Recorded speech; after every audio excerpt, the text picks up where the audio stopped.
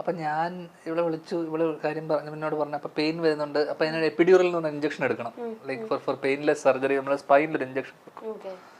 അപ്പോൾ എപ്പിഡ്യൂറൽ എടുക്കണം, സൈൻ വേണമെന്ന് പറഞ്ഞു.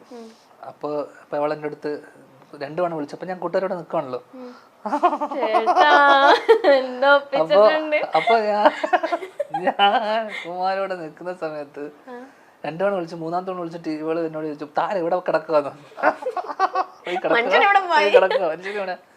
ഞാൻ പറഞ്ഞ് അപ്പൊ എനിക്ക് ഭയങ്കര ഇത് മര്യാദ, എന്റെ അവരൊക്കെ എന്നെ കാണാൻ വേണ്ടി വന്നിരിക്കല്ലേ, അല്ല അത് മോശമല്ലേ അവരെ ഇതാക്കാൻ.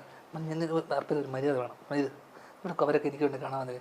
ഞാനിവിടെ തൻ്റെ കൊച്ചിനെ കൊണ്ടാണ് ടെൻഷനോടെ ഞാൻ വരാം. ഞാൻ പറയുന്നത് ഞാൻ വരാം. അപ്പോൾ ഞാൻ എൻ്റെ കൂടെ അസിസ്റ്റൻസ് ഉണ്ട്, സജി ഷിനോജ് ഡ്രൈവറുണ്ട്. അപ്പം നമ്മൾ സജി ഷിനോജ് അവിടെ ഇല്ലായിരുന്നു, താനൊരു മനുഷ്യനാണ് അവിടെ.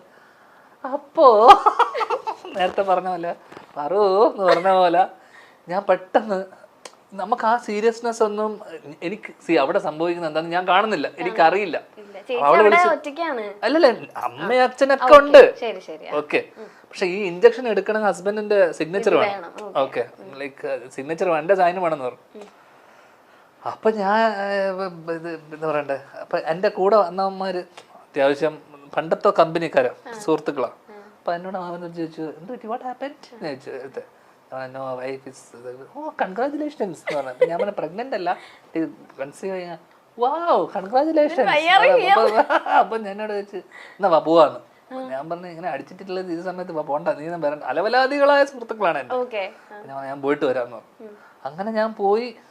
ആക്ച്വലി ഞാൻ പോയി വരുന്നതും പോകുന്നതും നേരെ കയറി നമുക്ക് കാണാലോ, പോകുന്നതും കയറുന്നതും കുഞ്ഞിനെ അടുത്ത് വരുന്ന ടൈമിംഗ് എന്നൊക്കെ പറഞ്ഞാൽ അതാണ് ടൈമിംഗ്. കറക്റ്റ് ടൈമിനാണ് ഞാൻ എത്തുന്നതും, അതാണ് ഐശ്വര്യം എന്നൊക്കെ പറയുന്നത്. സാർ കൊണ്ടുപോയി പെയിൻ ഇൻഡ്യൂസ് ചെയ്യാൻ മരുന്നൊക്കെ കൊടുത്തു, ഓക്കെ. അപ്പോ അല്ല, പക്ഷെ അതിന് എനിക്ക് യാതൊരു പ്രശ്നമില്ല. അവിടെ എന്ത് വേണം, നമ്മൾ നിന്ന് സ്പോട്ടിൽ പോയി അടി വാങ്ങിക്കുമല്ലോ, അങ്ങനത്തെ ഒരു മനുഷ്യനാണ്. അപ്പൊ എനിക്കതിന് ചീത്ത, അവളെ ഞാൻ ചീത്ത പറഞ്ഞു, ഒരു കുഴപ്പമില്ലല്ലോ.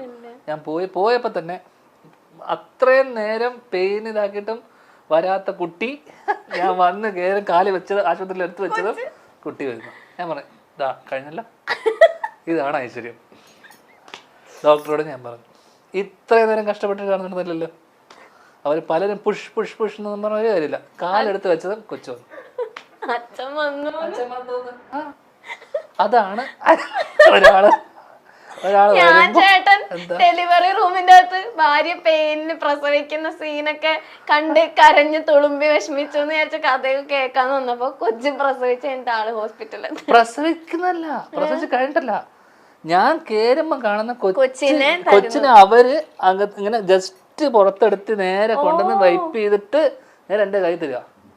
അതാണ് നേരെ അപ്പൊ തന്നെ റെഡി. അന്ന് എന്റെ ജീവിതം മാറിയതാ, 4 വർഷം ആയിട്ട്. അന്ന് എന്റെ ലൈഫ് മാറിപ്പോയി.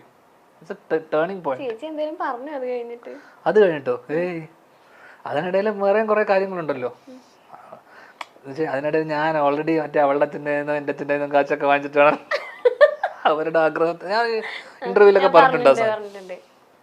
ഇതൊക്കെ ഒരു സന്തോഷമല്ലേ, നമ്മളെ സന്തോഷത്തിൽ പങ്കുചേരുക എന്നല്ലാതെ നമ്മൾ എന്ത് ചെയ്യാനാ. ആ സന്തോഷത്തിൽ പങ്കുചേരാനാ ചേച്ചി വിളിച്ചത്. അതെ, ഞാൻ ടൈമിങ്ങിലല്ലേ എത്തിയത്. അതെ, ധ്യാൻ ചേട്ടൻ എടുക്കാൻ നിങ്ങൾ എല്ലാവരും മനസ്സിലാക്കണം. MyLeTrips.com, India's #1 travel and tourism company. നിങ്ങളുടെ ഡൊമസ്റ്റിക് ആൻഡ് ഇന്റർനാഷണൽ ടൂർ പ്ലാനുകൾ സുഗമമായി ക്രമീകരിക്കും SmileyTrips.com. കൂടുതൽ വിവരങ്ങൾക്ക് SmileyTrips.com വെബ്സൈറ്റ് സന്ദർശിക്കുക. ഭാവയുടെ ബർത്ത്ഡേക്ക് ഒരു ക്യാപ്ഷൻ ചേട്ടൻ ഇട്ടേക്കാം, എന്റെ ഉറക്കമില്ലാതായിട്ട് ഇന്നേക്ക് 2 വർഷം. എന്താ ചേട്ടാ അങ്ങനെ എഴുതി വെച്ച? അല്ല, അതാ പറഞ്ഞത്, ഭയങ്കര പ്രശ്നക്കാരിയാ. എന്റെ മോളായതുകൊണ്ട് ഞാൻ പറയല്ല. എന്നെ യാതൊരു വിലയില്ല. അത് എന്താന്നറിയില്ല, എനിക്ക് പൊതുവെ ആരെയും വിലയില്ല, അതുകൊണ്ട് എന്റെ അതേ സ്വഭാവം. ഓക്കെ, എന്നെ യാതൊരു വിലയില്ല. അപ്പൊ എന്നെ കാണുന്നത് തന്നെ, അവള് കാണുന്നത് തന്നെ, ഞാൻ ലോകത്തിൽ ഏറ്റവും വൃത്തികെട്ട മനുഷ്യനായിട്ടാണ് എന്നെ കാണുന്നത്. വെച്ച് കഴിഞ്ഞാൽ go take Baat, wash your hands, chappal remove ചെയ്യ ചപ്പൽ. എന്നെ പഠിപ്പിക്കലാണ് ഇവളുടെ പരിപാടി. ചേട്ടനോടാണ് എല്ലാം ഇതിന്റെ ഏറ്റവും രസം ഇതൊക്കെ ഞാനാണ് ഇവളോട് പറഞ്ഞു കൊടുത്തത്. പക്ഷെ ഇതൊക്കെ ഇവള് തിരിച്ച് എന്നോട് തന്നെ പറയാൻ തുടങ്ങി കുറച്ച് ഇതായപ്പോ. 3 വയസ്സ് കഴിഞ്ഞപ്പോഴേക്കും 2.5 വയസ്സ് കഴിഞ്ഞപ്പോഴേക്കും തന്നെ. അപ്പൊ എന്നെ കാണുമ്പോൾ തന്നെ അത് നോക്കിയിട്ട് did you have food did you had your food? ഞാൻ പറഞ്ഞു yes. You had your food? Yes I had. Wash your hands. Full എന്നെ ഫുൾ കലിപ്പത്തിയ ആ കാര്യത്തില്.